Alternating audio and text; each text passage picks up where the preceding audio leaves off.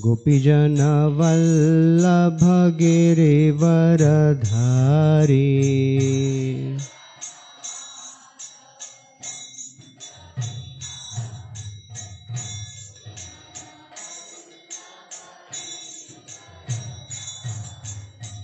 यशोदानंदन ब्रज जन रंजन।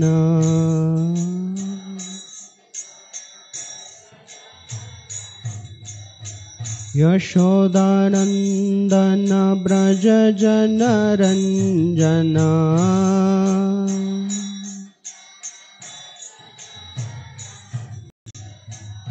यमुना तीरवनचारी।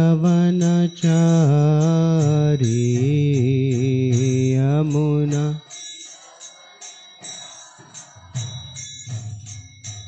यमुना तीरावनचारी। यमुना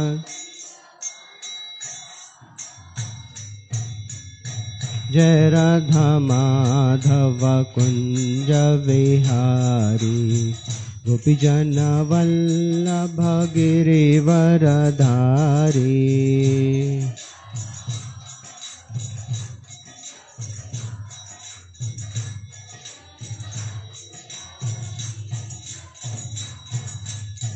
जय राधा माधव कुंज विहारी।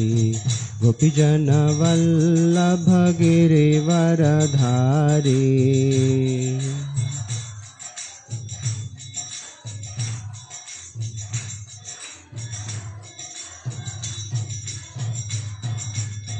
यशोदानंदन ब्रज जन रंजन।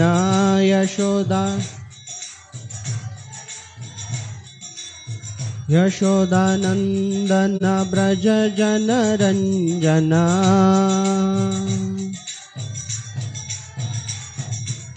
यशोदानंदन ब्रज जन रंजन।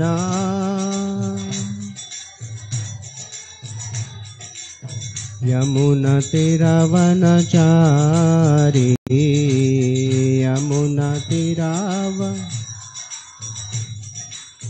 यमुना तीरावनचारी। यमुना तीरावन। जय राधा माधव कुंज विहारी। गोपीजन वल्लभ गिरिवरधारी।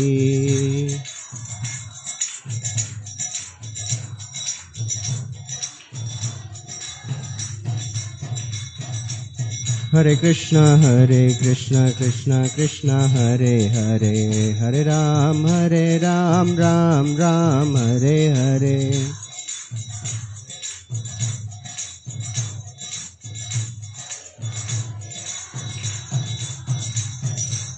हरे कृष्ण कृष्ण कृष्ण हरे हरे।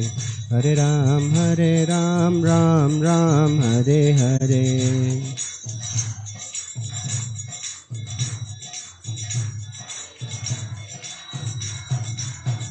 हरे कृष्ण कृष्ण कृष्ण हरे हरे। हरे राम राम राम हरे हरे।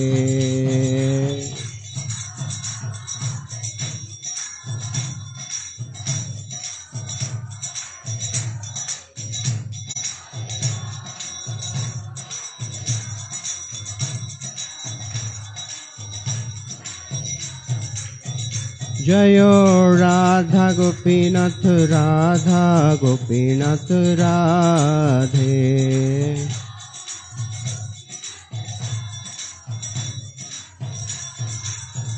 जय गौरनिताय गौरनिताय गौरनिताय जय गौरनिताय।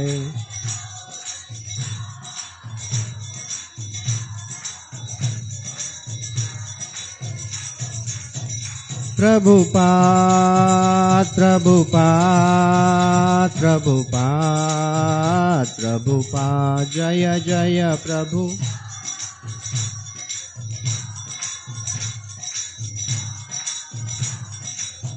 निताय गौर हरि बोल हरि बोल हरि बोल हरि बोल निताय गौर हरि बोल।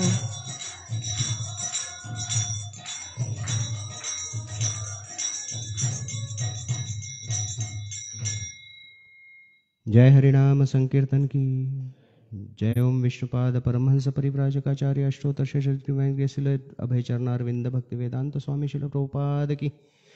इस्कॉन संस्थापक आचार्य पीवीडी फाउंडर आचार्य शिल प्रभुपाद की जय। ग्रंथराज श्रीमद्भागवतम की जय। निताई गौर प्रेमानंदे। All glories to assembled devotees, all glories to assembled devotees, all glories to assembled devotees. All glories, all glories, all glories to Shri Guru and Shri Gauranga.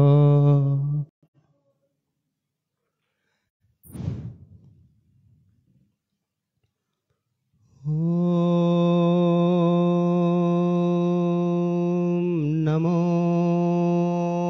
Bhagavate Vasudevaya.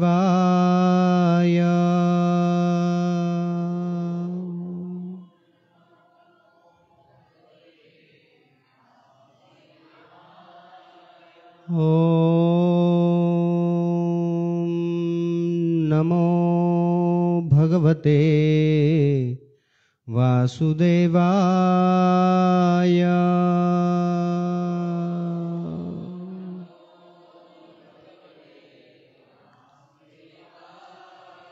Om Namo Bhagavate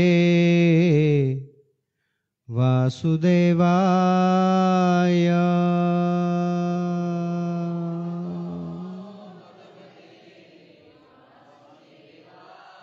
Narayanam namaskritya naram chaiva narottamam devim saraswatim vyasam tato jayamudiraye. Nashtaprayeshu abhadreshu nityam bhagavata sevaya bhagavatiruttamashloke bhaktir bhavati naishtaki krishnaya vasudevaya devaki nandanaya cha nandagopakumaraya govindaya namo namaha.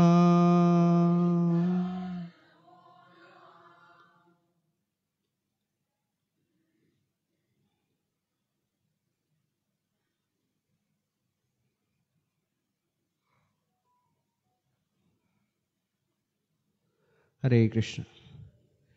Shrimad Bhagavatam स्कंध क्रमांक 1 अध्याय क्रमांक 4 श्लोक क्रमांक 20 और 21। श्लोक क्रमांक 20।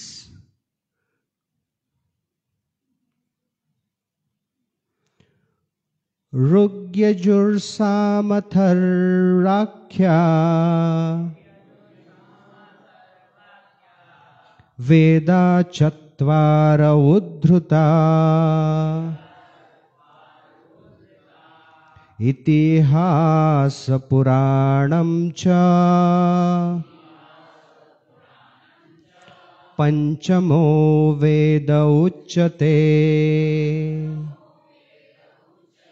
ऋग्यजुर्सामथर्वाख्या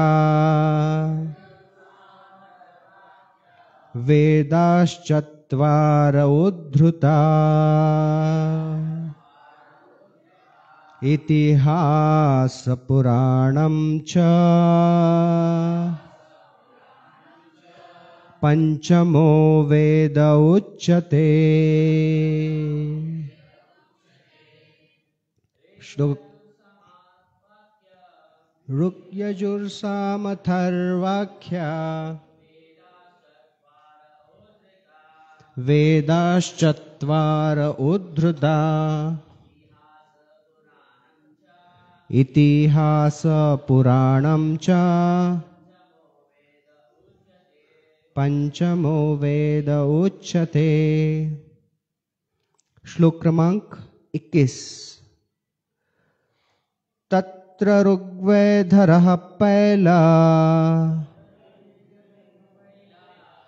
तत्र ऋग्वेदधरः पहला सामगो जैमिनी कवि वैशंपायन एकैको निष्णातो यजुषामुता। तत्र ऋग्वेदधरः पहला सामगो जैमिनी कवि वैशंपायन एकैको वैशंपायन एवैको निष्णातो यजुषामुता।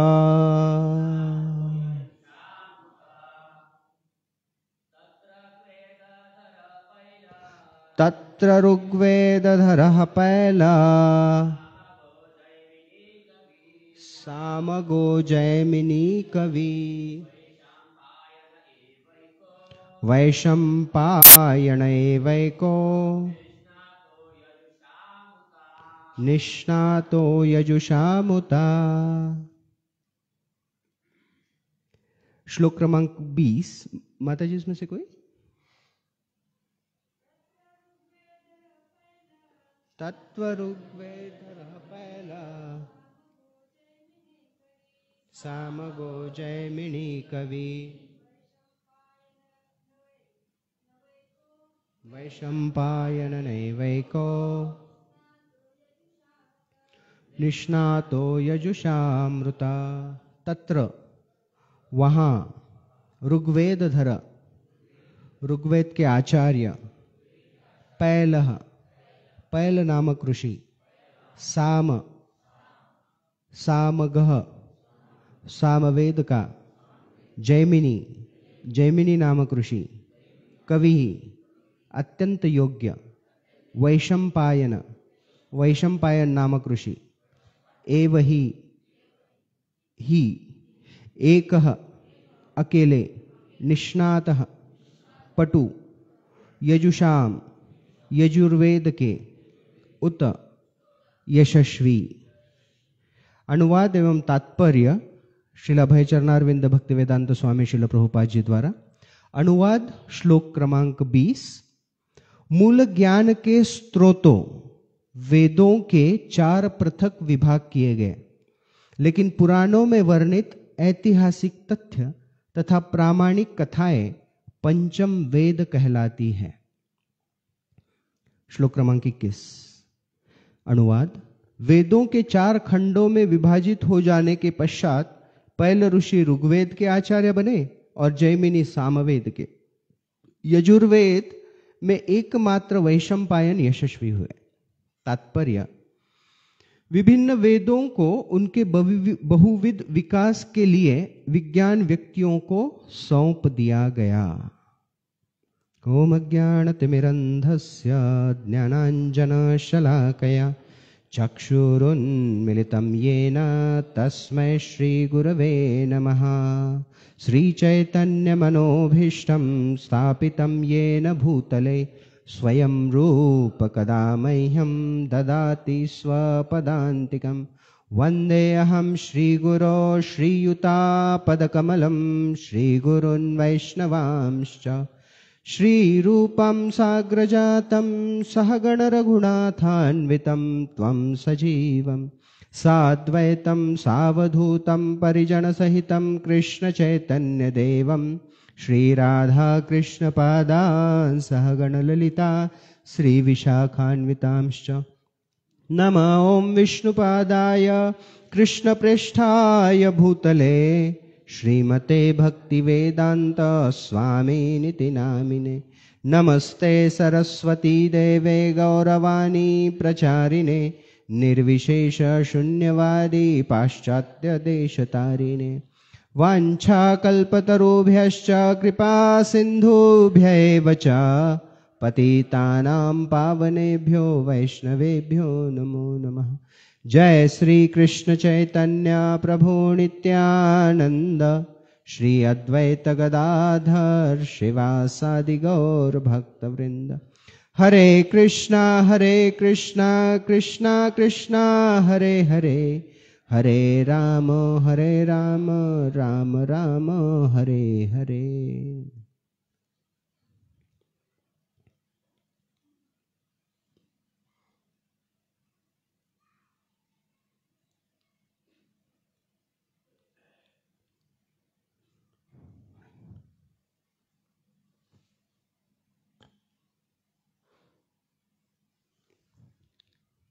हरे कृष्ण। तो आज के श्रीमद् भागवतम कथा में आप सबका स्वागत है। श्रीमद् भागवतम जैसे हम मंगलाचरण में प्रार्थना करते हैं, नष्ट प्रायेषु अभद्रेषु नित्यम भागवत सेवया। श्रीमद् भागवतम की आराधना, श्रीमद् भागवतम की सेवा यह नित्य होनी चाहिए ना, नित्यम भागवत सेवया। इसके अनेकों उदाहरण हैं और इसे किस प्रकार से करना चाहिए ये भी यह उदाहरण हमें समझाते हैं। जिसके एक प्रमुख उदाहरण है कि जिस कथा को केवल कहने मात्र से जो परिवर्तन होते गए हैं, उस परिवर्तन के एक बहुत सुंदर उदाहरण है। बहुत सारे परिवर्तनों में उनका उदाहरण आता है। व्यक्ति कैसा भी हो, कोई भी हो, किसी भी स्थान पर क्यों ना हो, उनको परिवर्तित करने की शक्ति एक एस्ट्रोनॉट में थी। एस्ट्रोनॉट जानते हैं? अंतरिक्ष यात्री। जैसे कुछ समय पहले एक हमें याद नहीं, बॉलीवुड का कोई तो एक पिक्चर बहुत फेमस हुआ था कि जिसमें अलग अलग जो शक्तियों को प्राप्त किए हुए मैन्स है ना, बैटमैन, आयरन मैन, स्पाइडरमैन, सब एकत्र आकर किसी दूसरी शक्ति के साथ लड़ते हैं। तो ये कल्पनातीत है ना। आज के समय में अगर हम इस बात को समझने का प्रयास करें कि कोई व्यक्ति यहां से तुरंत उड़कर सड़कों में पहुंच जाता है, या फिर कोई व्यक्ति यहां से उड़कर किसी और ग्रह पे चला जाता है, कल्पनातीत है। ये सिर्फ ऐसे बोलते हैं ना कि ये सिर्फ मूवीज में ही होता है। आजकल हमारी स्थिति के अनुसार, हमारी बुद्धि के अनुरूप ये केवल सिनेमा में ही हो सकता है, लेकिन वास्तविक रूप में ऐसे व्यक्ति है ना। जैसे एक भक्त कहते हैं कि अगर आपके पास स्पाइडरमैन, सुपरमैन, आयरन मैन है तो हमारे पास हनुमान है, हमारे पास हनुमान है। तो हनुमान जी में वो योग्यता थी। रात में कहा श्रीलंका से निकलकर पहुंच गए हिमालय में और द्रोणागिरी पर्वत को उठाकर लेकर आ गए सुबह। और हनुमान जी ने वो द्रोणागिरी पर्वत उधर ही नहीं छोड़ा, वो फिर से रिटर्न डिलीवरी भी करके आ गए, है ना। तो हनुमान जी है। और एक भगवान के भक्त है जिनको कोई स्थानों का किसी भी अंतर का कोई व्यत्यय नहीं आता है, और वो है नारद मुनि। जो अध्याय श्रीमद् भागवतम का यहां पर चल रहा है, श्री नारद मुनि का प्राकट्य। तो नारद मुनि बजाए वीणा राधिका रमन नामे, अपनी वीणा बजाते हुए भगवान श्री हरि का, नारायण का निरंतर गुणगान करते हुए घूमते रहते हैं। श्यामानंद प्रभु एक बार एक प्रवचन में कह रहे थे कि ही is a spaceman, the divine spaceman. कि जो कहीं पर भी जा सकते हैं, और जो वो चर्चा करते हैं, जो वो उपदेश देते हैं, जो वो कथा करते हैं, उसको सुनने मात्र से अनेकों ऐसे व्यक्ति जो भक्ति के क्या सामान्य मनुष्य जीवन व्यतीत करने के भी योग्य नहीं है, ऐसे व्यक्ति भी भगवत भक्ति प्राप्त कर सकते हैं। नारद मुनि का प्रीचिंग डिपार्टमेंट बड़ा ही स्ट्रांग है ना। उनका एक गोपाल फन स्कूल भी है, जिसमें प्रहलाद, ध्रुव महाराज, छोटे छोटे बच्चे हैं। तो बच्चों की या आयु की योग्यता भी आवश्यकता नहीं है, नारद मुनि के संपर्क में जो आ गया वो भक्ति को प्राप्त कर सकता है। तो ध्रुव महाराज, प्रहलाद महाराज, छोटे बालक। प्रहलाद महाराज को शिक्षा कब दी थी? जब वो अपनी माता कयादु के गर्भ में थे, उस समय नारद मुनि, कभी कभी तो माता सो जाती, लेकिन प्रहलाद महाराज जागते रहते, चलते रहता उनका, सुनते नारद मुनि की कथाओं को, नारद मुनि के उपदेशों को। ध्रुव महाराज को जब नारद मुनि मिले तो उन्होंने सर्वप्रथम उन्हें कहा कि छोटे बच्चे हो, क्या जरूरत है ये सब करने की। ही टेस्टेड फर्स्ट, और फिर ध्रुव महाराज को उपदेश दिया, जिन्होंने अपना जीवन सफल बनाया। रामायण के रचयिता वाल्मीकि मुनि, जो एक बहुत ही खूंखार डाकू थे, इधर महाराष्ट्र में उसको वाल्या कोड़ी कहते हैं, है ना। वो नारद मुनि के संपर्क में आए और क्या हो गया? रामायण की रचना हम तक पहुंच पाई। वही नारद मुनि जब मृगारी से मिलते हैं तो उसे भी परिवर्तित कर देते हैं। वही नारद मुनि जिस किसी के भी संपर्क में आते हैं वो उसे भगवत भक्ति की ओर आकर्षित कर देते हैं। यही नारद मुनि जब स्वयं व्यासदेव जी, श्रीमद् भागवतम में वर्णन आता है कि व्यासदेव जी जब भ्रमित थे, जब सारे शास्त्रों को उन्होंने लिख के रख दिया, उसके बाद भी संतुष्टि का अनुभव नहीं कर पा रहे थे, तब नारद मुनि उनके सामने प्रकट हुए और नारद मुनि ने उन्हें श्रीमद् भागवतम की रचना करने का निर्देश दिया। अनफॉर्चुनेटली ना, हमारे भारत में हम शास्त्र, भगवान, भक्ति की विधि, ये सब कहां से सीखते हैं? बॉलीवुड से और टीवी सीरियल से। अनफॉर्चुनेट है लेकिन सत्य है। 70 के दशक में, 1970s में 2-3 मूवीज बहुत बड़े फेमस हो गए, जिसके वजह से एक बाबा बहुत प्रचलित हुए भारत में, लोग उनकी आराधना करने लगे। एक देवी बड़ी प्रचलित हो गई, बॉलीवुड की देन। जब भगवान की आराधना की जाती है तो वो आराधना करते समय भी बॉलीवुड के राइटर्स ने लिखे हुए गाने, पिक्चर के गाने, हमें लगता है कि वो भक्ति करने के तत्व है। और यही जो बॉलीवुड या फिर सीरियल्स है ना, इन्होंने नारद मुनि के पात्र को एक कॉमेडी कैरेक्टर बना के रखा है ना।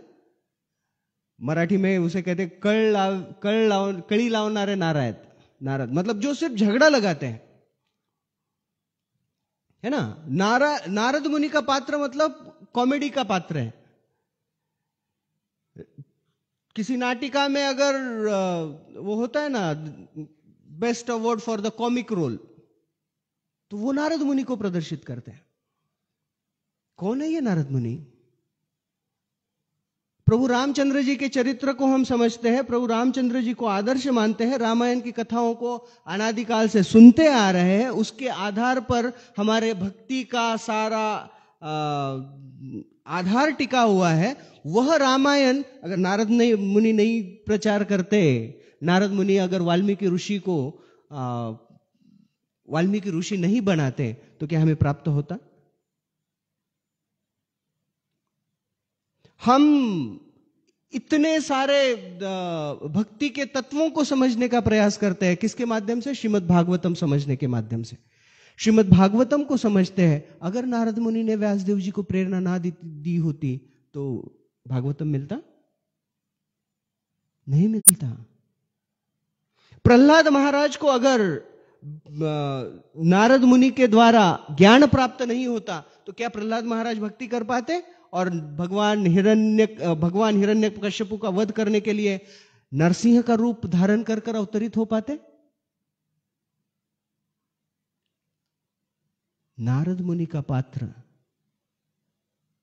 यह जो इस जगत की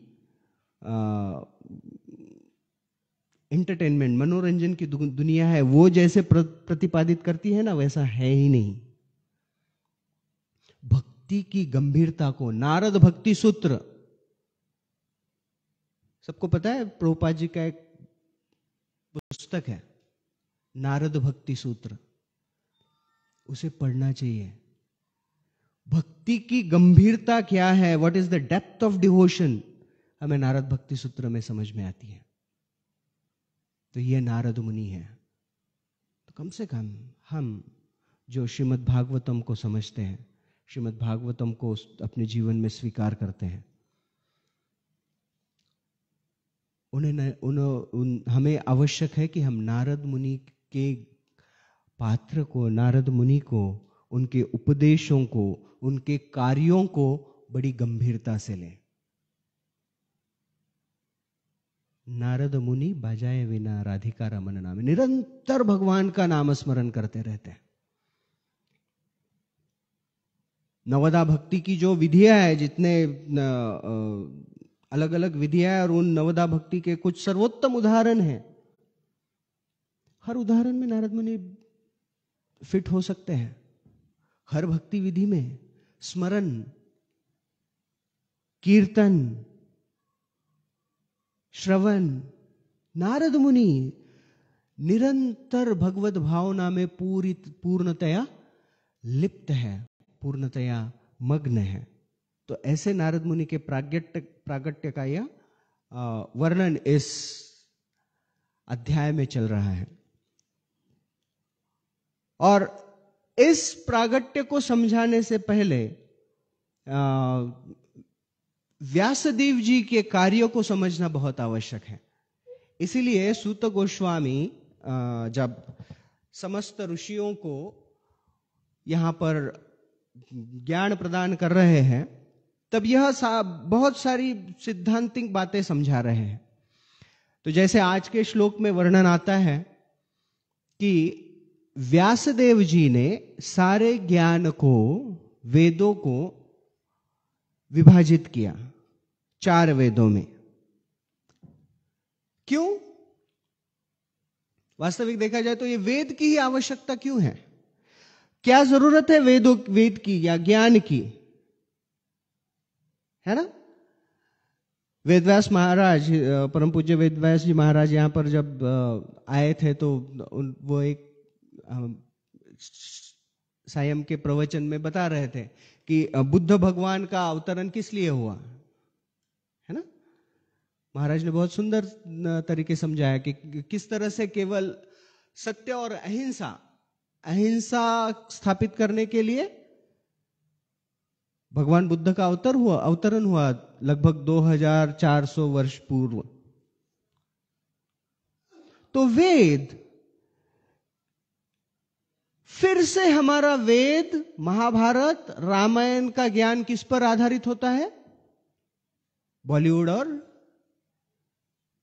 टेलीविजन पर जो कथाएं समझाई जाती है, जो कथाएं दिखाई जाती है, जो नाटकीकरण किया जाता है, उसके आधार पर हम शास्त्र समझने का प्रयास करते हैं।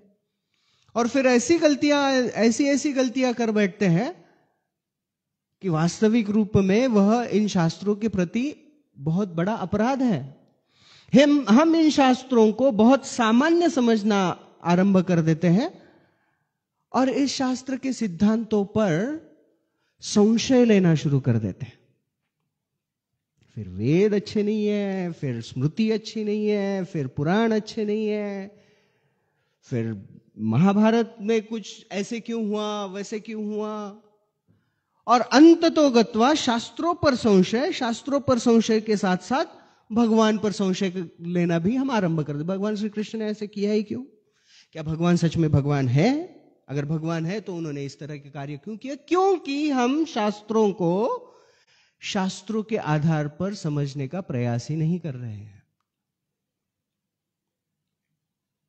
शास्त्रों को समझना बहुत आवश्यक है। वेद, क्या आवश्यकता है वेद की?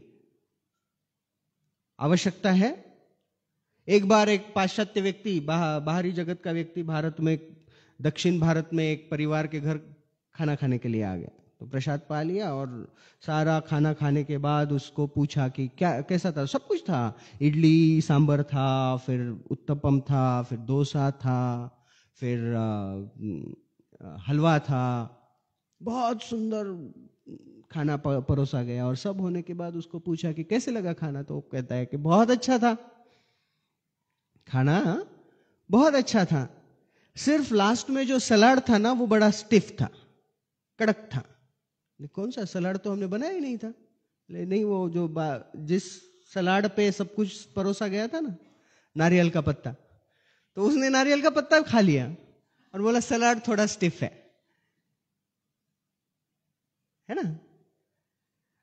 कई बार क्या होता है कि व्यक्ति होटल में चले जाते हैं खाना खाने के लिए। जब होटल में चले जाते हैं तो एक बार एक व्यक्ति जो आज तक कभी होटल में नहीं गया था, वो व्यक्ति होटल में चला गया और जाने के बाद खाना तो खा लिया, और खाना खाने के बाद फिर जब उसको पूछा गया कि कैसा लगा, बोले बहुत अच्छा था, लेकिन लास्ट में जो जूस था ना वो उतना अच्छा नहीं था, फिंगर बॉल, एक नींबू डाला हुआ था और पानी, वो भी उसने पी लिया। क्यों? ऐसे क्यों होता है? क्योंकि उस व्यक्ति को पता ही नहीं है कि उसका उपयोग कैसे किया जाए। जो व्यक्ति पहली बार होटल में जाता है और उसे पता ही नहीं है कि लास्ट में जो बाउल आता है ना पानी और नींबू डाल के, उसमें क्या करना चाहिए, उसने पी लिया, क्योंकि उसे ज्ञान ही नहीं है कि उसके साथ क्या करना चाहिए, वो उसका उपयोग क्या है। उस व्यक्ति को पता ही नहीं कि जब वो पूरा खाना खा लिया, खाने के बाद वो जो है दैट इज प्लेट, नारियल का पत्ता प्लेट है, वो सलाद नहीं है, उसको रोल करके खाना शुरू कर दे, क्योंकि पता ही नहीं है, ज्ञान ही नहीं है। एक बार एक जंगल में एक व्यक्ति जा रहा था और उसे बहुत सुगंध आ रही है, बहुत सुगंध आ रही है।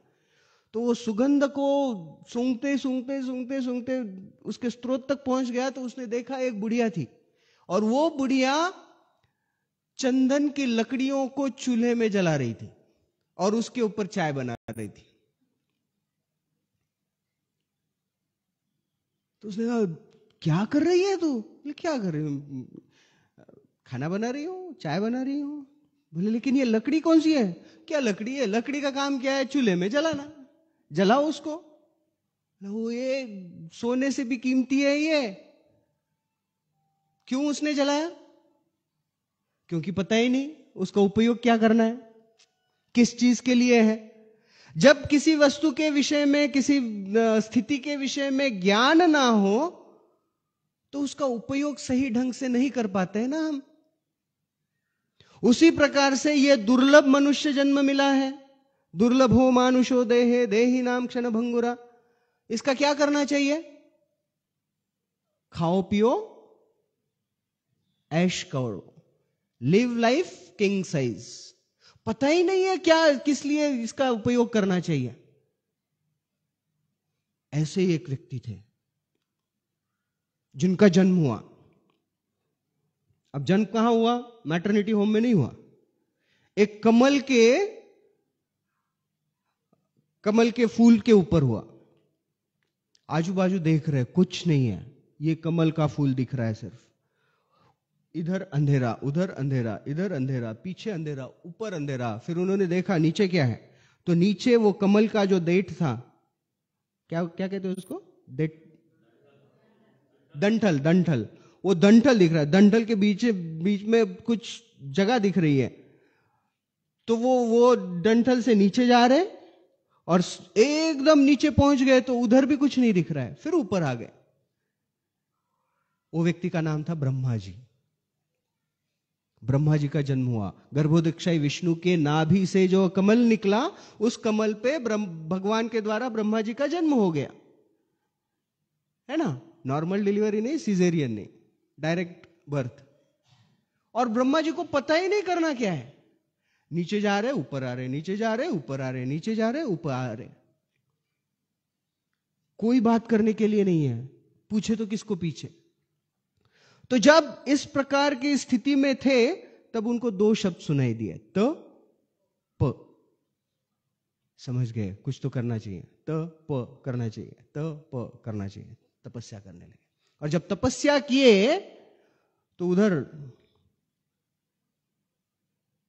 कोसों कोसों कोसों दूर, बहुत दूर, गोलोक वृंदावन में एक व्यक्ति बांसुरी बजा रहे हैं।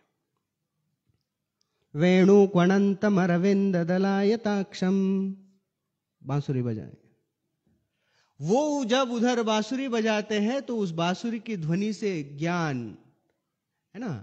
ऑनलाइन क्लासेस चल रहे थे कोविड में, संभाल के रहना, फिर से आने वाला है, ऐसे लोग बोल रहे हैं, राइट। तो उस समय ऑनलाइन क्लासेस चल रहे थे। First online class in the universe was given by Lord Krishna. पहला ऑनलाइन क्लास हुआ, उधर बैठे हुए गोलोक वृंदावन में, और इधर कमल पर ब्रह्मा जी बैठे हुए। कोई 2 GB डेटा की जरूरत नहीं थी ब्रह्मा जी को, डायरेक्ट कनेक्शन था। तो वो ऑनलाइन क्लास हो गया। तेने ब्रह्म हृदय आदि कवये, ब्रह्मा जी के हृदय में संपूर्ण ज्ञान प्रदान कर दिया भगवान ने। पूरा ज्ञान ब्रह्मा जी के हृदय में स्थापित हो गया, ज्ञान प्राप्त हो गया। यह है वेद। जो ज्ञान, वेद शब्द आता है विद धातु से, जिसका अर्थ है ज्ञान, ज्ञान, नॉलेज। जो भगवान ने केवल बांसुरी बजाए, भगवान सत चित आनंद विग्रह है। ईश्वर परम कृष्ण सच्चित आनंद विग्रह, सच्चित आनंद विग्रह, पूर्ण ज्ञान, पूर्ण आनंद और पूर्ण रूप से शाश्वत। तो यह ज्ञान भगवान ने ब्रह्मा जी के हृदय में दिया, वो वेद है। और यह ज्ञान ब्रह्मा जी ने जब स्त्रवित किया तो वो वेद है। ब्रह्मा जी के 4 मुख है ना, 4 मुखों से 4 वेद। और फिर वही वेद 2 तरह से, ज्ञान जो है वो 2 तरह से बहता है, फ्लो होता है। पहला श्रुति और स्मृति। श्रुति अर्थात किसी ने बोला, वो सुना और लर्न हो गया, है ना। पुराने समय में ऐसे कॉम्पिटिशन्स हुआ करते थे, जैसे आजकल रियलिटी शो होते हैं ना, डांस कंपटीशन, सिंगिंग कंपटीशन, वैसे ज्ञान के कंपटीशन हुआ करते थे। तो एक व्यक्ति खड़ा होता और बहुत भारी सिद्धांत बताता, और वो सिद्धांत जब उसने बताया तो कोई एक व्यक्ति खड़ा रहता और उसने जो बताया वो यथारूप, एज इट इज, जसं आहे तसं, he used to repeat it, उसे दोहराता था। तो वो हुआ एक पाठी। अभी इस पहले व्यक्ति ने बोला है, दूसरे ने बोला, उन दोनों का सुन के दूसरा व्यक्ति बोलता, वो हुआ द्विपाठी। अभी तीनों ने बोला, फिर वो हो गया त्रिपाठी। अभी सिर्फ सरनेम बचे, है ना। ऐसा एक पाठी द्विपाठी कोई है नहीं। क्यों? क्योंकि कलयुग में बुद्धि क्षीण होते जा रहे। तो श्रुति अर्थात ब्रह्मा जी ने जो ज्ञान प्रदान किया, वो ज्ञान व्यासदेव ने स्वीकार किया, व्यासदेव जी ने फिर नारद जी को दिया, और यह परंपरा चल रही है। और जब यह परंपरा चल रही है तो श्रुति के माध्यम से ज्ञान प्रवाहित हो रहा है। लेकिन व्यासदेव जी समझ गए, आज से लगभग 6 से 7 हजार वर्ष पूर्व व्यासदेव जी विचार कर रहे हैं कि अभी द्वापर युग खत्म होने वाला है, द्वापर युग समाप्त होने वाला है, उसके बाद आने वाला है हमारा प्यारा कलयुग। और ये कलयुग आने वाला है, और कलयुग में लोगों की बुद्धि कैसे होगी, उसका भी वर्णन भागवतम में पहले ही अध्याय में आता है। प्रायेण अल्पायुष सभ्य कलौवस्मिन् युगे जनः मंदः सुमंद मतयो मंद भाग्या ही उपद्रुता। सिर्फ हम लोग सिर्फ मंद नहीं है, सुमंद है ना। सुमंद मतलब मंद भी थोड़ा ठीक है। कलयुग में हमारी जो बुद्धि है वो बहुत निचले स्तर की है, इसलिए हमको कैलकुलेटर लगता है। अभी भी देखे तो पहले जमाने मतलब 30-40 साल पहले बच्चों को सारे टेबल्स लर्न रहते थे, है ना। बे को बे, बे दूनी चार, बे त्रिक, और फिर पाव की, निमकी, दिड़की, ये सब लर्न रहता था। लेकिन अभी नहीं, हमारी बुद्धि कम हो रही है। प्रायेण अल्प आयुष सभ्य कलो वस्मिन युगे जना मंद सुमंद। हमारी आयु कम हो रही है, हमारी बुद्धि कम हो रही है, ज्ञान कम हो रहा है। तो व्यासदेव जी विचार कर रहे हैं कि ये कलयुग के लोगों के बस की बात नहीं है कि श्रुति के माध्यम से वो इस ज्ञान को, वेद को समझ पाए। फिर क्या करना पड़ेगा? नोट्स देने पड़ेंगे, है ना, लिख के देना पड़ेगा। और फिर लिख के देने के लिए फिर व्यासदेव जी ने निर्धारित किया, क्योंकि जरूरी है ना। द्रोणाचार्य जी की पाठशाला में जब कौरव और पांडव थे, तब कहीं पे उल्लेख नहीं आता है शायद कि वो नोटबुक और पेन लेकर जाते थे। Is there mention anywhere? है क्या?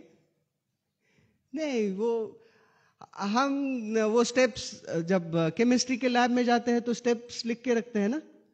टेक अ टेस्ट ट्यूब, फिर पूरा जो एक्सपेरिमेंट है लिख के रखते हैं, apparatus या इंस्ट्रूमेंट्स यूज्ड, फिर प्रोसीजर, फिर उसका इन्फरेंस। तो वैसे अर्जुन ने लिख के नहीं रखा कहीं पर कि अग्नि अस्त्र के लिए ये मंत्र बोलना है, और फिर लिख के रखा और घर जाके फिर रट्टा मारा। नहीं, कलयुग में वो स्थिति नहीं है। तो व्यासदेव जी को पता है इसे लिख कर रखना बहुत आवश्यक है। और लिख के रखने के लिए भी अभी जब हम क्लास में बैठते हैं तो बहुत सारे भक्त नोट्स निकालते हैं, है ना। अभी भी कुछ भक्त निकाल रहे हैं, कुछ माता जी लिख रहे हैं। तो वो भी हम लिखते हैं ना, तो उसको भी सेग्रीगेट करते हैं। ठीक है, ये पॉइंट किस चीज का है, वो पॉइंट किस चीज का है ना। भक्त बड़े चतुर होते हैं। भागवतम की महिमा में एक भक्त बता रहे थे कि कई बार हमको लगता है कि ये तो रोज का ही है ना, हर संडे होता है भागवतम। नित्यम भागवतम सेवा की क्या आवश्यकता है, क्या जरूरत है भागवतम नित्य नित्य नित्य नित्य सुनने की? हमको तो सब पता है। और हम इतने चाणाक्ष होते हैं कि भागवतम में बैठने के बाद, कथा में बैठने के बाद पहले 5 मिनट में समझ में आ जाता है कि आगे 1 घंटा क्या चलने वाला है ना। हमें समझ में आ जाता है कि हाँ, इन्होंने क्या बोला, प्रहलाद बोला, हिरण्यकश्यपु बोला, हो गया। अभी नरसिंह भगवान आने वाले हैं, एंड में पूरा लेक्चर नरसिंह लीला पे चल रहा है। फिर हाँ, यशोदा मैया बोला, दूध बोला, हम सब पता है। अभी बस दामोदर लीला चलने वाली है ना। लेकिन न्यू वृंदावन में एक श्रील प्रभुपाद जी के शिष्य एक प्रवचन में बता रहे थे कि एक बार किसी एक सन्यासी प्रवचन कर रहे थे, और जब वो प्रवचन कर रहे थे तो उन्होंने एक भक्त को देखा कि वो प्रवचन में नहीं थे लेकिन बाद में आए, और उन्होंने कहा कि प्रभु मैंने आपको देखा नहीं। तो बोले नहीं, मैं किचन में सेवा कर रहा था। बोले oh you are, and he is a Prabhupada disciple ना, जो किचन में सेवा कर रहे थे। तो इन्होंने पूछा कि वाह, बहुत अच्छी बात है, आप सेवा कर रहे थे, you understand the essence, you are truly following Prabhupada. उन्होंने कहा कि आप वास्तविक रूप में प्रभुपाद को फॉलो कर रहे हैं। पता है उस श्रील प्रभुपाद जी के शिष्य ने क्या उत्तर दिया? उन्होंने कहा कि no, if I would have been following Srila Prabhupada, I would have sat in your class and listen to the Bhagavatam.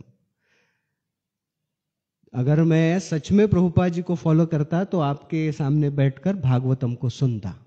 तो श्रवण बहुत इंपॉर्टेंट है, प्रभुपाद जी ने इस पर बहुत जोर दिया है। तो व्यास देव जी ये बात जानते थे, इसलिए उन्होंने निर्धारित किया कि ये कलयुग के लोगों के लिए लिख के देना बहुत आवश्यक है। और लिख के कैसे दें? तो जैसे हम नोट्स पॉइंट वाइज निकालते हैं ना कि ये पॉइंट है, वो पॉइंट है, वो पॉइंट है, तो पूरा वैदिक ज्ञान है, उसको एक साथ दे तो डाइजेस्ट नहीं होगा। इसलिए व्यास देव जी ने उसको विभाजित किया 4 वेदों में, ऋग, साम, यजुर, अथर्व। ऋग्वेद, सामवेद, यजुर्वेद और अथर्ववेद को। कुछ समय पहले एक ऑनलाइन प्लेटफॉर्म पर मेरा कुछ इंटर रिलीजियस लोगों के साथ डिस्कशन चल रहा था। मैं साइलेंट स्पेक्टेटर बनकर वहां पर सुन रहा था। तो चर्चा चल रही थी कि ये शास्त्र जो है ना, ये सबसे प्रामाणिक है कलयुग के लिए। यही शास्त्र है जो मैनुअल है, जो कैटलॉग है, जो सभी इंसानों को संसार में फॉलो करना चाहिए। इसके हिसाब से ही अगर हम कार्य करेंगे तो हमें स्वर्ग प्राप्त होगा, जन्नत प्राप्त होगी, नहीं तो जहन्नुम में चले जाएंगे। अब वो शास्त्र है 1300 साल पुराना, है ना। अगर हम शास्त्रों को देखें ना तो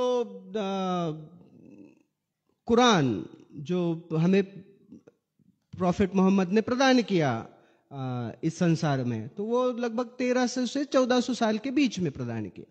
जो बाइबल प्राप्त हुआ, तो जो 10 कमांडमेंट्स है बाइबल के, आज क्रिसमस भी है, जीसस क्राइस्ट का जन्मदिन। तो बाइबल जो प्रदान हुआ, तो 10 कमांडमेंट्स प्राप्त हुए मोजेस को, वो यीशु ख्रिस्त आने से पहले। और फिर यीशु कृष्ण ने जो ज्ञान बताया old testament and new testament, Bible के जो विभाग है उसमें प्रदान किए गए हैं, उसके सिद्धांतों के आधार पर चला जा रहा है। फिर उससे पहले 2400 साल पहले भगवान बुद्ध आए। तो ऐसी अगर सारी क्रोनोलॉजी देखी जाए तो 1300-1400 साल पहले प्रॉफिट मोहम्मद जिन्होंने आकर कुरान दिया, 2000 साल पहले बाइबल प्राप्त हुआ, 2400 साल पहले गौतम बुद्ध ने ज्ञान प्रदान किया। उससे अगर पीछे पीछे पीछे पीछे पीछे चले जाए तो वेद लिखित स्वरूप में कम से कम 5 से 7 हजार साल पुराने हैं। और जो श्रुति में स्थित वेद है वो तो अनगिनत अनादिकाल से, जब वो पहला हमने जो कहा ना ऑनलाइन क्लास, कृष्ण ने गोलोक में बताया और इधर ब्रह्मा जी के हृदय में स्थापित हो गया। That is the beginning of Veda. वो वेद का आरंभ है, वह ज्ञान है। इसीलिए वेद को अपौरुषेय कहा जाता है। अपौरुषेय मतलब ये किसी व्यक्ति ने नहीं लिखे हैं इन वेदों को। तो वो जो चर्चा चल रहा था कि उन्होंने अपने अपने शास्त्रों को लेकर वो कह रहे थे कि नहीं यही श्रेष्ठ है, बाकी और हिंदू माइथोलॉजी तो माइथोलॉजी है। ये चर्चा ऐसे हो रहा था। तो फिर मैंने उनको एक प्रश्न पूछा कि विच मोबाइल डू यू यूज, आपके पास कौन सा मोबाइल है? तो उसने कहा मेरे पास एप्पल 12 है। बोला अच्छा, तो उसके साथ मैनुअल आया? बोले हाँ। मतलब वो मैंने कब लिया था मोबाइल? तो उसने कहा 2 साल हो गए मुझे वो फोन में यूज कर रहा हूं। बोला अच्छा, 2 साल पहले से एप्पल यूज कर रहे हैं, तो मैनुअल अभी आया होगा ना 1-2 महीना पहले? तो उसने कहा नहीं, मैंने जब मोबाइल लिया तभी मैनुअल आया। ऐसे कैसे हो सकता है? जब मैनुअल हमें मिलता है उसी समय थोड़ी ना मिलता है। जब कोई चीज खरीदते हैं तभी थोड़ी मैनुअल मिलता है, तभी थोड़ी कैटलॉग मिलता है, वो तो बाद में मिलेगा ना। बोले नहीं, उसी समय मिलता है। बोला अच्छा, ये दुनिया भगवान ने कब बनाई? उसने कहा बहुत सालों पहले। और फिर मैनुअल कब दिया? 1300 साल पहले? नहीं, जब ये संसार बना ना, ये संसार बनने से पहले ब्रह्मा जी ने अभी ब्रह्मांड की निर्मिति नहीं की थी, ये विश्व नहीं बना था, सिर्फ वो कमल था गर्भोदक्षाय विष्णु के नाभि से निकला हुआ, और उस कमल पर ब्रह्मा जी है। अभी तक कुछ नहीं बना था, ना पृथ्वी, अग्नि, जल, वायु, आकाश, कुछ नहीं बना था, सिर्फ महत्त्व था। उस समय वेद प्रदान किए भगवान ने, उस समय यह ज्ञान प्रदान किया भगवान ने, इसीलिए वेद अपौरुषेय है। ये वेदों की महिमा है।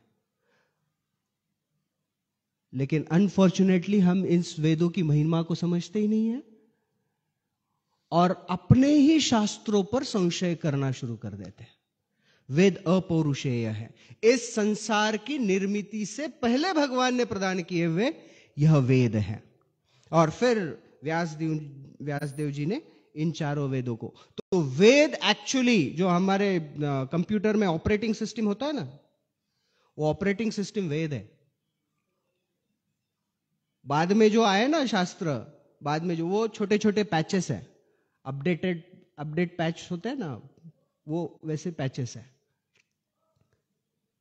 वेद मूल आधार है, और इन वेदों को व्यासदेव जी ने 4 हिस्सों में विभाजित किया, जिसका वर्णन आज के श्लोक में आ रहा है।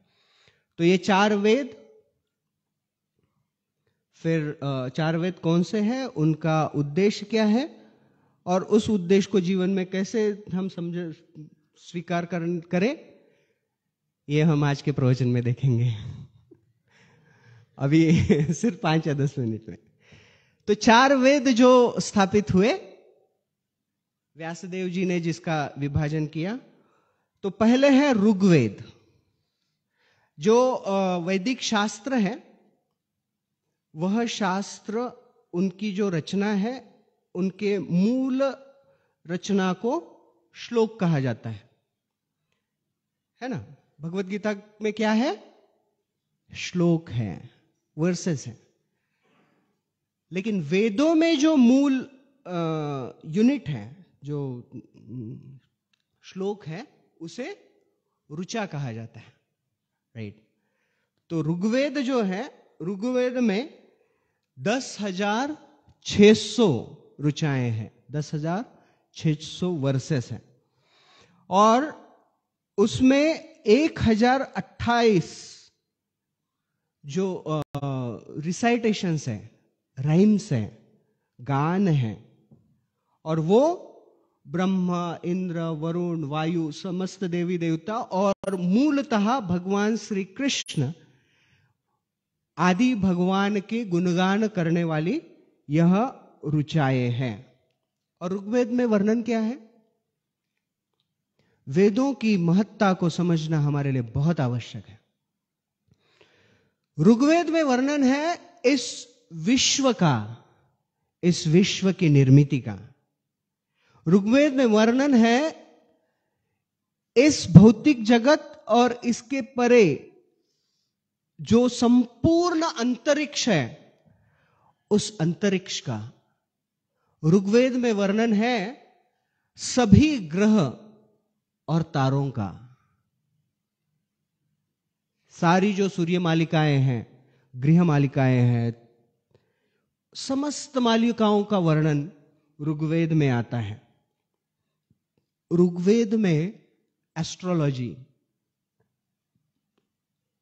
एस्ट्रोनॉमिक्स, इन समस्त शास्त्रों का वर्णन है।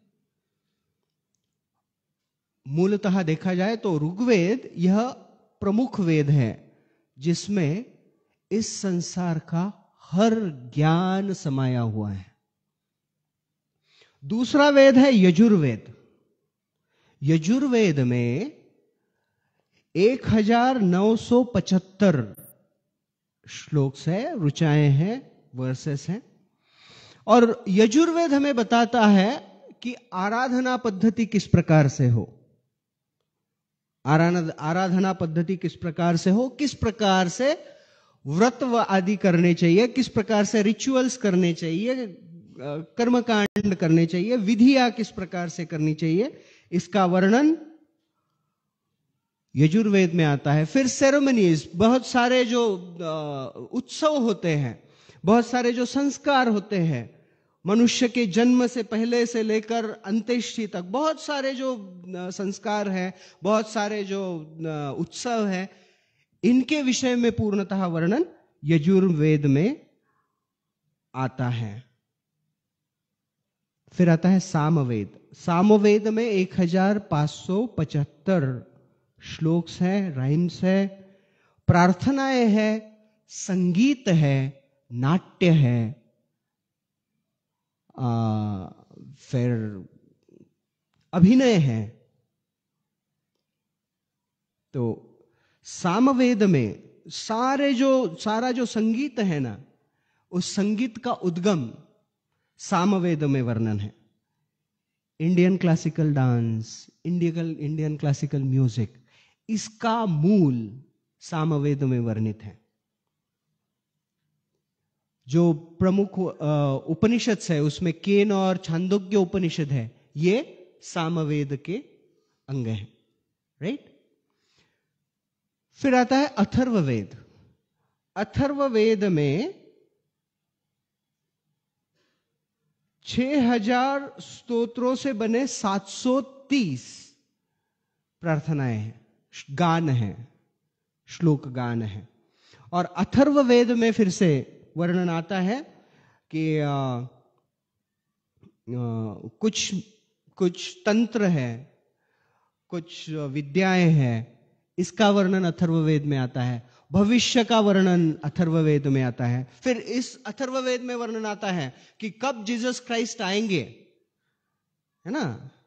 क्रिसमस, आज यीशु क्रिस्त 2000 साल पहले आए थे, 2022 साल पहले, तो वो कब आएंगे इसका उल्लेख अथर्ववेद में है। प्रॉफिट मोहम्मद कब आएंगे और क्या उपदेश देंगे, इसका उल्लेख अथर्ववेद में है।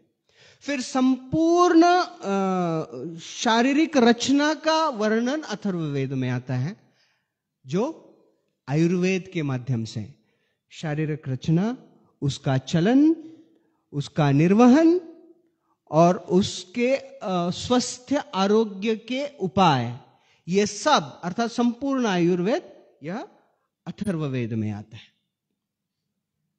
बचा क्या? कुछ बचा?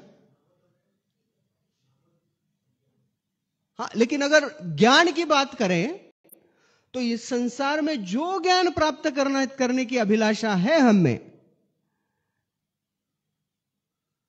वो सब वेद में है ना। वी आर वेरी प्राउड कि अभी गूगल है हमारे पास, है ना, जीपीएस सिस्टम है, गूगल मैप है, कहीं भी कुछ भी हमें जाना हो तो हमारे सामने है। सुग्रीव के पास भी गूगल मैप था। एक्चुअली वो गूगल मैप नहीं, वो सुग्रीव मैप था। जब माता सीता को ढूंढने के लिए सब वानरों को बुलाया गया ना, एकत्र आए, तो सुग्रीव जी उन्हें नॉलेज प्रदान कर रहे थे। दक्षिण दिशा में जाओगे ना तो ये पर्वत आएगा, उसके थोड़ा आगे जाओगे तो जैसे गूगल बोलता है ना, take right turn after 500 metres, तो सुग्रीव जी बता रहे, take right turns after 300 metres when you find a tree. ये वृक्ष दिखेगा, वहां से दाहिने जाओ, ये वृक्ष दिखेगा, वहां से बाएं जाओ। तो सुग्रीव जी सबको बताते हैं।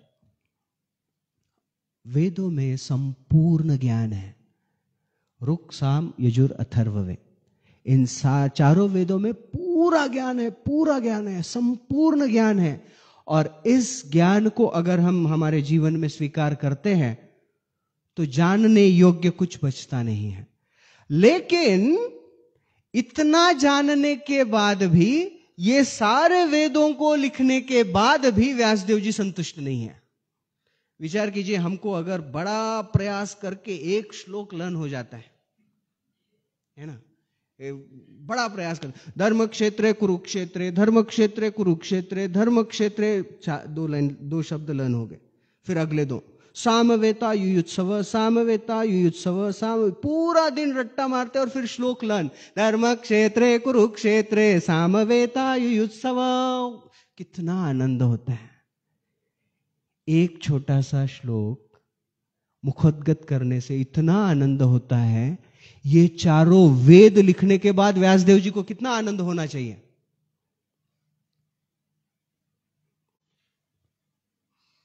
होना चाहिए ना। वो दुखी हो गए, संतुष्टि का अनुभव ही नहीं हो रहा है, नाराज है।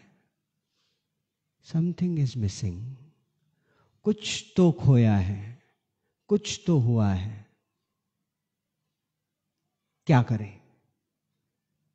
फिर आते हैं नारद मुनि, और फिर नारद मुनि उन्हें बताते हैं पंचम वेद, वेदों का सार। इतने सारे पुराण लिखे, इतने सारे वेद लिखे, इतने सारे उपनिषद लिखे, कोई संतुष्टि नहीं लिखी, क्योंकि नारद मुनि कहते हैं कि आपने अमल पुराण तो लिखा ही नहीं। और वो अमल पुराण क्या है? श्रीमद् भागवतम।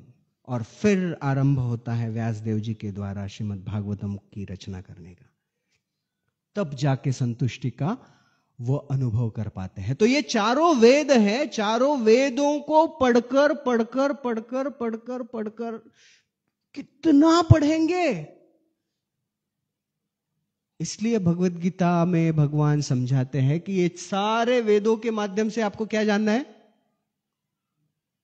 मुझे। वेदेश्च सर्वैर अहम एव वेद्यो, समस्त वेदों के माध्यम से मुझे जानना है। तो जिसने अगर कृष्ण को जान लिया तो A is equal to B, B is equal to C, then A is equal to C, है ना। सादा मैथमेटिक्स है, सादा गणित है। तो सारे वेदों को जानने से अगर कृष्ण को जाना जाता है, तो अगर हम कृष्ण को जानते हैं तो सारे वेदों को जानते हैं, है ना। वेदेश्च सर्वैर अहम एव वेद्यो, इस वेदों के माध्यम से हमें कृष्ण को जानना, ये भक्ति तत्व है। संपूर्ण ज्ञान के माध्यम से यह समझना कि कृष्ण सर्वोत्तम सर्वोच्च आराध्य है, यह वेदों के ज्ञान की पूर्णता है। वेदेश्च सर्वैर अहम एव वेद्यो, वेदों के माध्यम से हमें भगवान को समझना चाहिए, भगवान श्री कृष्ण को समझना चाहिए। अगर कृष्ण को नहीं समझेंगे, श्रुति स्मृति पुराण आदि पंचरात्रि की विधि विना एकांते की हरेर भक्ति उत्पाते वही कल्पते। अगर शास्त्रों के आधार पर भगवान को, कभी कभी हमें लगता है कि भगवान को समझना है तो फिर शास्त्र की क्या आवश्यकता है। नहीं, अगर शास्त्रों के आधार पर संदर्भ और तत्व को, भगवत तत्व को नहीं समझेंगे तो फिर कृष्ण को सामान्य बालक समझेंगे, कृष्ण को सामान्य समझेंगे। भगवत्व को समझने के लिए शास्त्रों की आवश्यकता है, और उस भगवान की लीलाओं को समझने के लिए श्रीमद् भागवतम की आवश्यकता है। भागवतम में क्या है? भगवान की लीलाएं, भगवान के भक्तों की लीलाएं, भगवान के भक्तों के साथ जो आदान प्रदान है उसका वर्णन श्रीमद् भागवतम में है। तो ये मूल उद्देश्य है समस्त वेदों का। क्यों वेद प्रदान किए गए? क्योंकि हम भगवान को भूले हैं, हम भगवान को भूल चुके हैं, और उस भूले हुए संबंध को पुनः स्थापित करने के लिए हमें आवश्यक है कि भगवान की शरण ग्रहण करें। तो हमारे जी जो श्री राधा गोविंद जी हैं, उनके लिए मैंने एक प्रार्थना लिखी है। तो वह प्रार्थना इसी तत्व को प्रतिपादित करती है कि हम किस प्रकार से भगवान का आश्रय प्रतिक्षण स्वीकार करें। तो अंत में उसे एक बार समझेंगे और फिर यहां पर विराम देंगे। आरंभी तव नाम नित्य स्मरुदे, स्मरुदे तुला अंतिही, ठेवोनी तुझ केंद्र स्थानी करुदे, जे जे ही कार्य जगी, धारोनी तव भाव नृत्य करुदे, हरिनाम संकीर्तनी, हे गोविंद पदार विंद धरुदे, कवटाळुनी हृदयी। 4 चीजें करनी है। पहली, आरंभी तव नाम नित्य स्मरुदे, स्मरुदे तुला अंति ही। हम जो भी कार्य कर रहे हैं उसका आरंभ और अंत दोनों, और बीच का समय भी भगवान के नामस्मरण के माध्यम से होना चाहिए, है ना। और यही पद्धति हमको श्रील प्रभुपाद जी ने दी है। किसी के घर में बच्चा पैदा हुआ तो क्या करते हैं? हरे कृष्णा कृष्णा कृष्णा हरे हरे, हरे राम राम राम हरे हरे। कोई शादी कर रहा है तो हरे कृष्णा कृष्णा कृष्णा हरे हरे, हरे राम राम राम हरे हरे। किसी की मृत्यु हो गई तो हरे कृष्णा कृष्णा कृष्णा हरे हरे, हरे राम राम राम हरे हरे। इससे फेमस क्या म्यूजिकल सॉन्ग हो सकता है? किसी भी सिचुएशन में वो लगाया जाता है ना। आरंभी तव नाम नित्य स्मरुदे, स्मरुदे तुला अंति ही।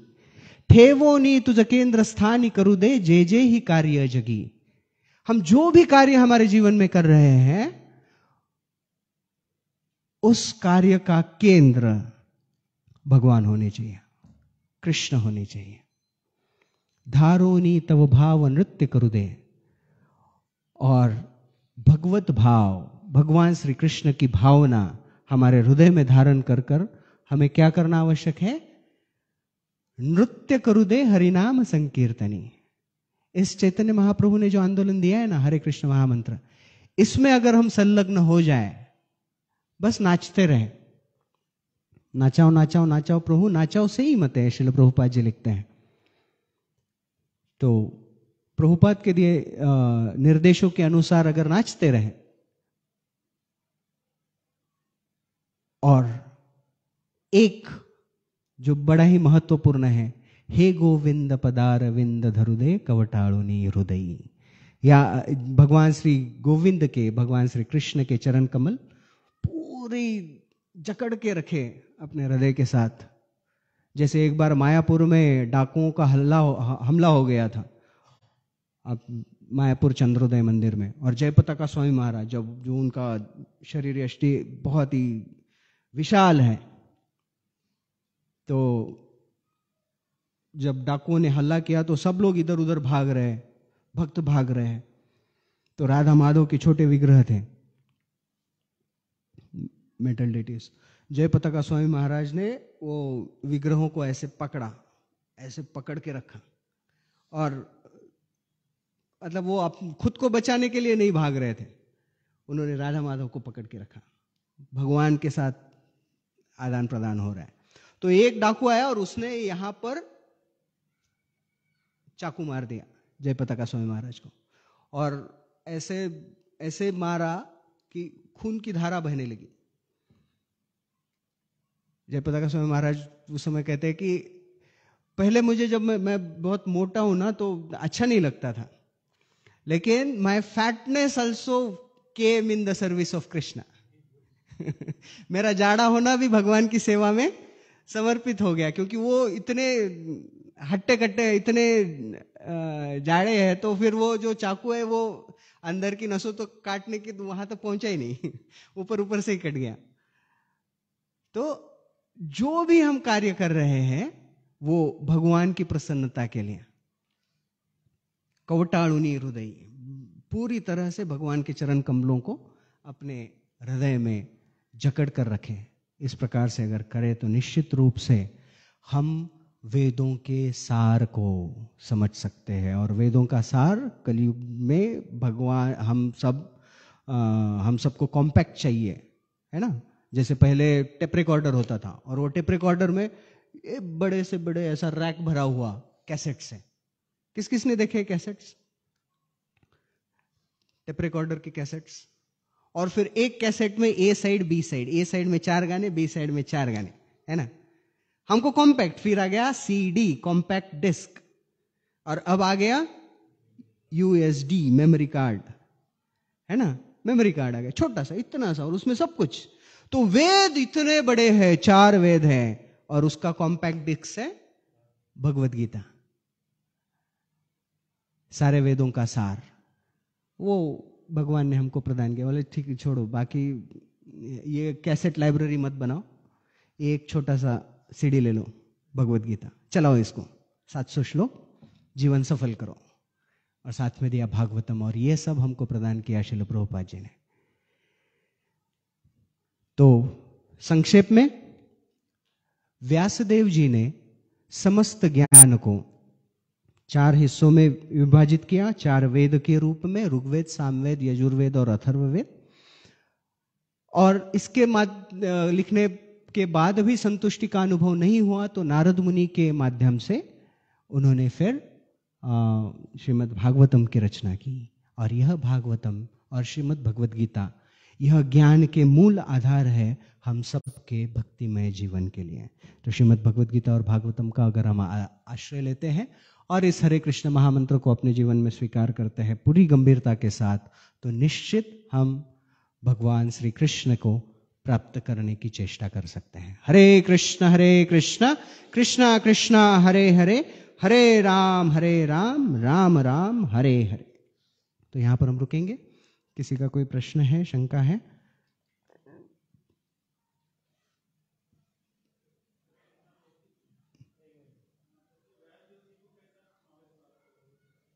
व्यासदेव जी ने ब्रह्मा जी से नॉलेज प्राप्त किया। Yes Rathi bro.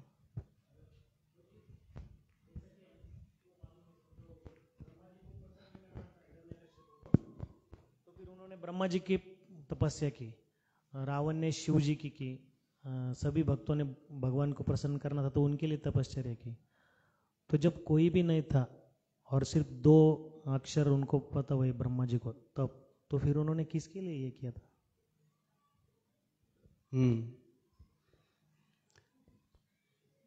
ब्रह्मा जी जब वो कमल के ऊपर थे तब 2 शब्द प्राप्त हुए, तब उन्होंने ध्यान लगाया।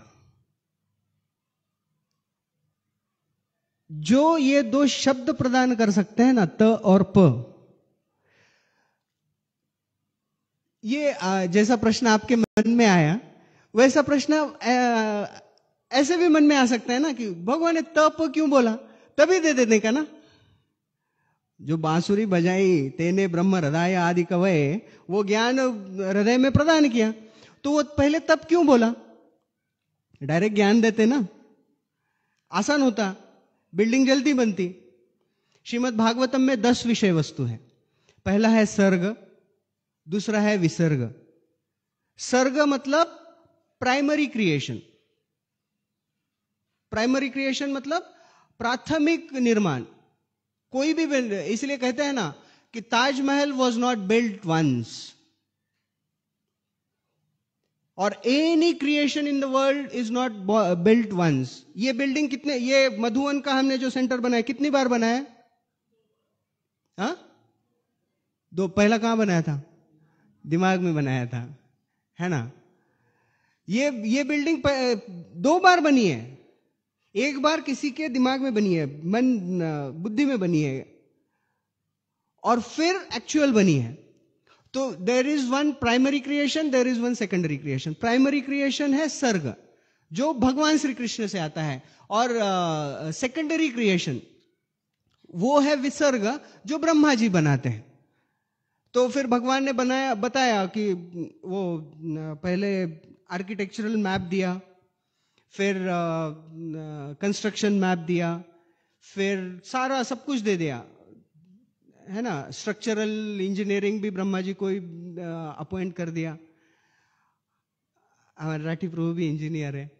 तो ये सब सेकेंडरी क्रिएशन है।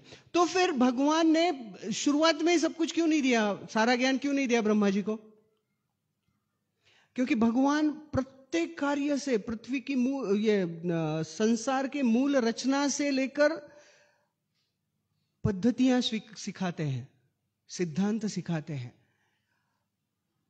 ज्ञान प्राप्त करने के लिए क्या आवश्यक है राइट। ज्ञान प्राप्त करने के लिए क्या आवश्यक है, ये समझाने के लिए भगवान ने तप दिया, क्योंकि तपस्या नहीं करेंगे तो ज्ञान प्राप्त नहीं होगा, तपस्या करनी पड़ेगी, है ना।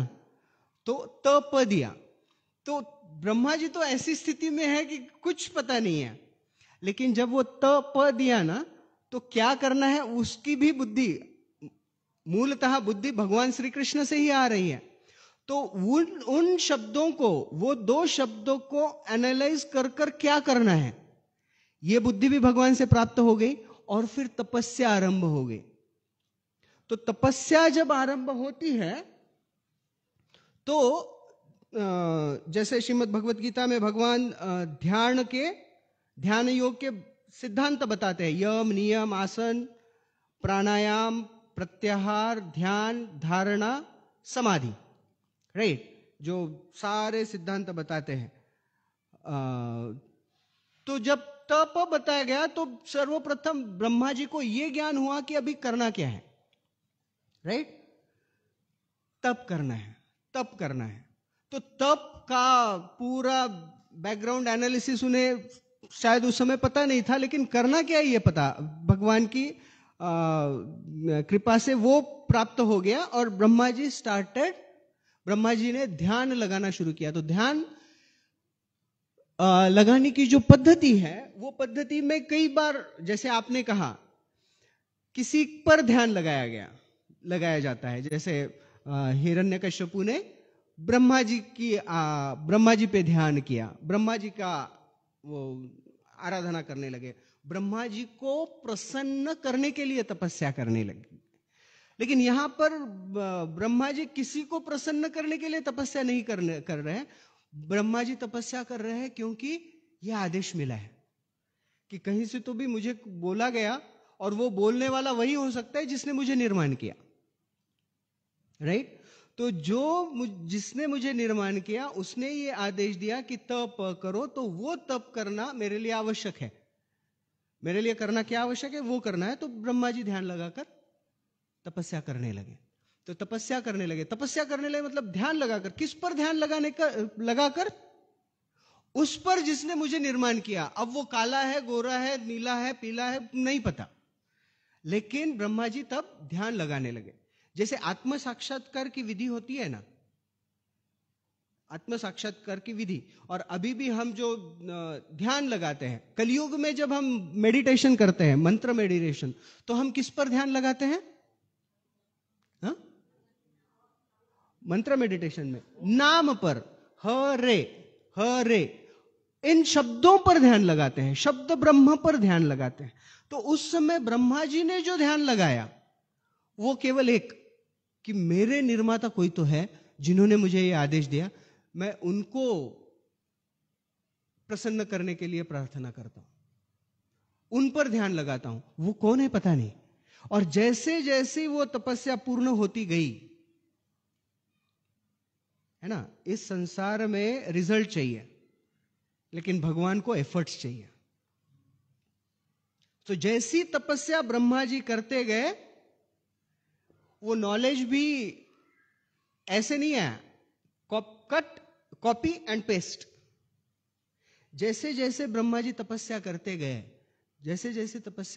गए, ऐसे नहीं कि उन्होंने इतने घंटे का तपस्या किया और जैसे पूरा हो गया तपस्या सब नॉलेज। जैसे जैसे तपस्या करते गए, वो इस ज्ञान को उद्धृत करते गए, क्योंकि भगवान से उधर से आउटसोर्सिंग तो चालू था नॉलेज का। भगवान नॉलेज वो तो निरंतर बांसुरी बजा रहे, राइट। तो जैसे जैसे ब्रह्मा जी की तपस्या पूर्ण होती गई, वैसे वैसे इस नॉलेज को भी प्राप्त करते गए, और प्राप्त करते गए। और फिर भगवत तत्व क्या है, महत तत्व क्या है, आध्यात्मिक जगत क्या है, भौतिक जगत क्या है। फिर इस महत तत्व में कौन कौन से तत्व है?